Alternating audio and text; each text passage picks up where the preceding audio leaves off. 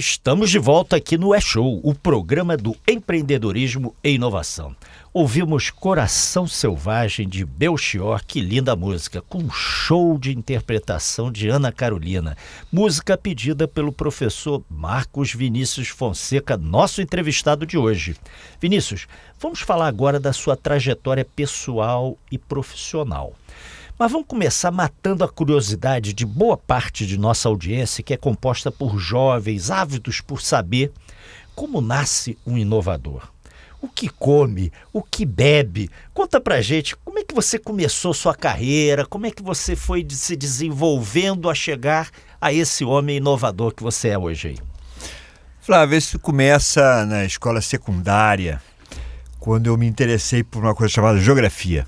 Geografia? Então participei de concurso de geografia, ganhei prêmios de geografia, então aquilo me encantou em relação a me chamar a atenção para esse aspecto de um país extremamente diverso, né, continental, de diferentes culturas, e eu entendi que, na verdade, trabalhar em coisas do Brasil, trabalhar em coisas do país, né, seria algo que eu me encantaria e que atenderia aos meus anseios de realmente ser útil em relação à sociedade onde eu estava inserida. Né?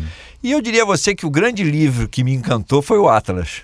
O Atlas, né? Eu me lembro que eu tinha um professor de geografia que eu arguía a ele toda a aula sobre que rios e os nomes das cidades que estavam em cada estado do Brasil, sem ele olhar o Atlas. Né? Você arguía, então, você que fazia a prova. Eu arguía o professor. Então isso foi uma coisa que me encantou e que realmente me chamou a atenção para isso, porque nós temos um manancial de oportunidades, de interrelacionamentos culturais que são riquíssimos. Eu diria a você, talvez o único no mundo que pudesse ter essa possibilidade. Quer dizer que o Atlas te deu esse estalo assim me deu esse estalo, desde o início. Descobrir coisas.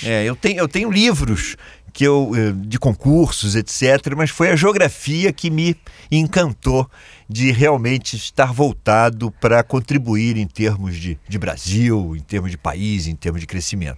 É óbvio que esse percurso, ao longo desses 30, 40 anos, ele sofreu alguns baques. Né? Eu me lembro que... A vida é assim, né? A vida nem sempre é só... Nem só sonho, né? Mas, ou seja, eu entrei na universidade achando que em 30 anos consertaríamos o país. E hoje a gente está vendo que precisamos de muito mais tempo para isso. É verdade. Mas e aí, depois você entrou para a faculdade de quê? O que você fez de faculdade? Isso, um professor meu da própria universidade, do próprio colégio onde eu estava, disse que eu tinha que fazer química. Né? Eu tinha notas de química tão boa quanto as de geografia, né? E assim foi. Quem preencheu na minha época, existia uma coisa chamada vestibular da Sesgran Rio, né? E quem preencheu o meu cartão de inscrição foi um professor da escola, meu professor de química, e disse assim, você vai fazer química. Vai fazer olha, vamos fazer, acabei fazendo engenharia química. Engenharia química. Tá. Entrei na universidade em 74, em 79 eu me formei, depois fiz mestrado na COP, né, até 1983. O seu mestrado foi na COP, Meu mestrado foi na COP, no programa de engenharia química. Que foi lá o doutorado em São Paulo. Foi em São Paulo, tá. Né, lá com o pessoal da cerâmica, lá do Departamento de Engenharia Química da USP. Depois voltei e comecei a me encantar por essa parte realmente de trabalhar com uma coisa muito difícil, mas que se encanta para que você possa desenvolver coisas novas, que é a química de materiais. Né? No meu caso, eu entrei bem numa área de química de materiais cerâmicos e vítreos e acabei então também desenvolvendo aí o produto novo sobre o qual nós conversamos nessa área de aproveitamento de resíduos. Né? Perfeito. Você aproveitou esse ensinamento que você foi descobrindo, conhecendo e aprendendo para fazer esse desenvolvimento. Esse desenvolvimento. Outros materiais tiveram em paralelo aí com o aproveitamento do resíduo da industrialização do xisto, que foram as escórias, as cinzas de carvão, as lamas de perfuração de poços de petróleo na bacia continental. Então, todos esses materiais residuais de indústrias de grande porte no Brasil, nós estudamos e foram analisados para poder chegar à conclusão da desenvolvimento de materiais. Entendi. Existem muitas outras coisas já desenvolvidas, não só por mim, mas por um conjunto de professores da universidade, que são extremamente interessantes para o empresariado e para oportunidades de negócios novos. Né? Nós apenas escolhemos uma alternativa que foi a mais inovadora, mas a reboque do VicaFlex certamente virão outras inovações. Com certeza. Primeiro veio o inovador, depois veio o pessoal atrás, né? Aquela famosa do Oceano Azul. Mas vamos lá. Vinícius, o que você está lendo no momento? Você falou que gostava de ver atrás, mas o que você está lendo agora, nesse momento? Qual é o livro que você ou está lendo ou acabou de ler? Vamos voltar só um pouquinho, né, para trás. Eu li os 3 livros do Laurentino Gomes, que foram sobre o 1808, 1822 e 1889, que faz aí a trajetória do surgimento da República Brasileira, etc., que eu recomendo fortemente a todos. Faz você perceber a origem de tudo que a gente está vivendo hoje. Perfeito. Depois, um livro que também me chamou muita atenção, que eu li já tem algum tempo, talvez uns 6 meses atrás, chama-se O Efeito Médici, que conta a história do iluminismo e do desenvolvimento da articulação de saberes entre arquitetos, astrônomos, filósofos na Itália, para desenvolvimento em que muita coisa aconteceu a partir Como é o do nome do incentivo, livro? O Efeito Médici. O Efeito Médici. Excelente livro. Tá. E eu acabei recentissimamente de ler, eu diria a você, tem semana passada, Como Chegamos Até Aqui. Um livro também fantástico. Eu comecei a ler esse livro agora, exatamente agora. Que eu recomendo fortemente às pessoas, porque vão começar a compreender que a inovação, na verdade, não vem de uma única pessoa. Aliás, um tema que nós iniciamos aqui a nossa entrevista. Né? A inovação, ela brota de uma sequência de ações que são articuladas com bastante frequência por um conjunto de pessoas, às vezes até completamente desconectadas, mas que vão chegando àqueles fatores habilitadores que a gente falou há algum tempo atrás aqui no nosso papo, e que alguém então os reúne e chega à condição de desenvolver um produto, processo novo. E o importante desse livro é a noção que ele dá a você de que não há possibilidade, a menor possibilidade de algo ser feito sozinho.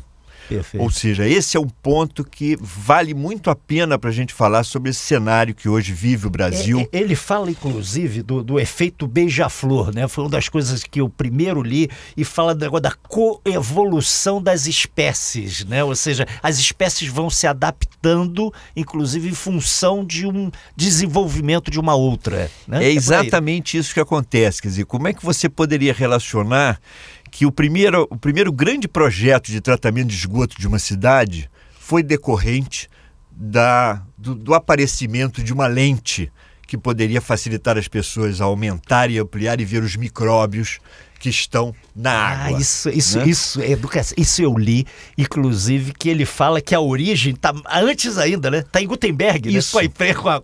Com a máquina de impressão. Na hora que as pessoas tinham que ler aquelas coisas pequenininhas, precisavam, na verdade, não tinham conhecimento absolutamente, que eram míopes, né? E começaram a ver que não precisavam, né? Com as lentes ampliando aquilo, então aquilo foi desenvolvendo. É uma coisa espantosa. Aí chegou no microscópio, né? Do microscópio, aí as células, e aí a partir daí...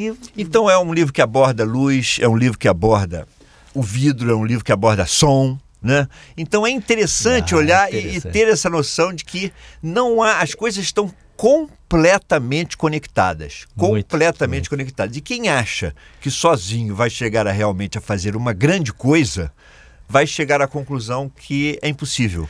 E você vê que as pessoas vão se adaptando, a natureza vai se adaptando exatamente à novidade, ao que vai aparecendo, né? Tem uma frase, né, que é atribuída a Darwin, que eu gosto muito, inclusive, o meio acadêmico discute se foi Darwin ou se não foi, mas a frase é ótima. E diz o seguinte: não serão os mais fortes que sobreviverão, nem os mais inteligentes, mas os que melhor se adaptarem.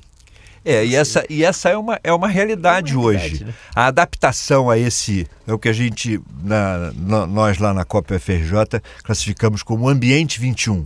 Né?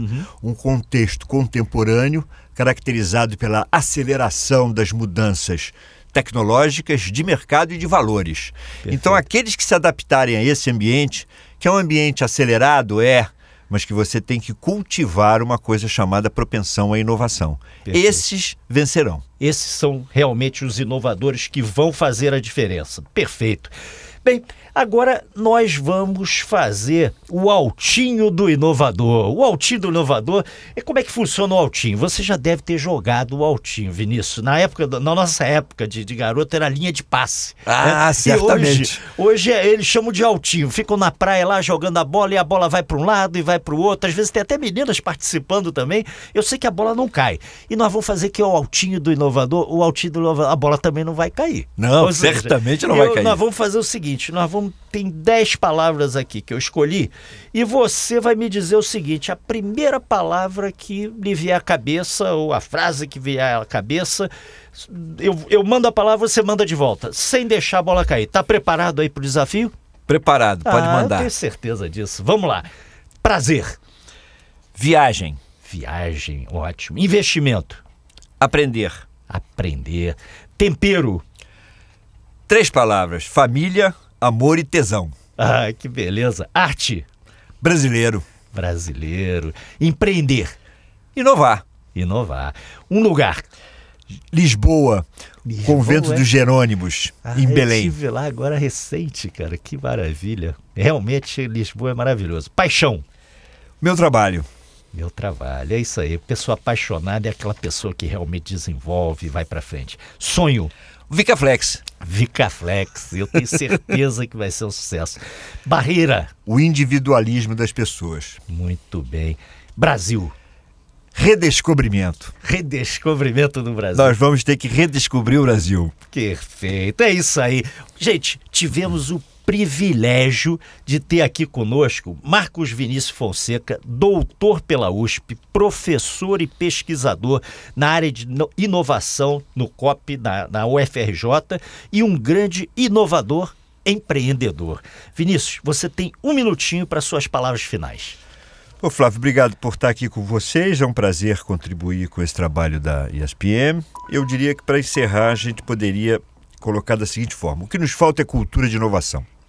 Cultura é uma coisa formada por 3 parcelas: recursos, processos e valores.